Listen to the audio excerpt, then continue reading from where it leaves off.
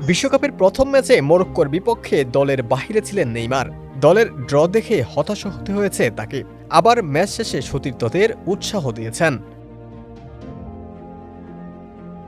এরপর আনচেলত্তি ইঙ্গিত দিয়েছিলেন দ্রুতই মাঠে ফিরবেন তিনি। তবে ব্রাজিলের দলীয় অনুশীলনে দেখা যায়নি সিলেসাওদের ইতিহাসের সর্বোচ্চ গোলদাতাকে। কাপ মাসলের চোটের অবস্থা জানতে এক সপ্তাহ আগে করা মেডিকেল পরীক্ষাটি তিনি আবার করাচ্ছেন বলে ইএসপিএনকে জানিয়েছে একটি সূত্র। তবে ব্রাজিলিয়ান ফুটবল কনফেডারেশন এখনও পরীক্ষার চূড়ান্ত ফলাফল আনুষ্ঠানিকভাবে নিশ্চিত করেনি। গত 17 মে সান্তোসের হয়ে খেলার সময় পায়ের মাংসপেশিতে চোট পান নেইমার। চোট নিয়ে নানা অনিশ্চয়তা থাকা সত্ত্বেও শেষ পর্যন্ত তাকে বিশ্বকাপ দলে রেখেছিলেন কোচ আনচেলত্তি।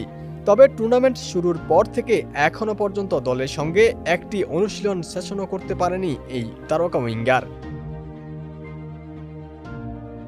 ব্রাজিলের গণমাধ্যমগুলো সরাসরি জানিয়েছে গ্রুপ পর্বে নেইমারের মাঠে ফেরার সম্ভাবনা এখন শূন্যের কোঠায়। তবে ব্রাজিলের মেডিকেল স্টাফরা আশাবাদী সঠিক পুনর্বাসন প্রক্রিয়ার মাধ্যমে নকআউট পর্ব শুরু হওয়ার আগেই শতভাগ ফিট হয়ে উঠবেন তিনি।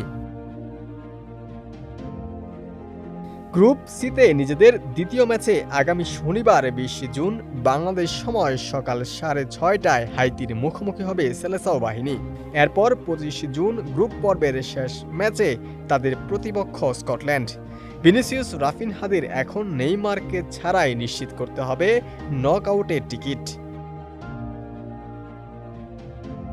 ডেস্ক রিপোর্ট, সমকাল।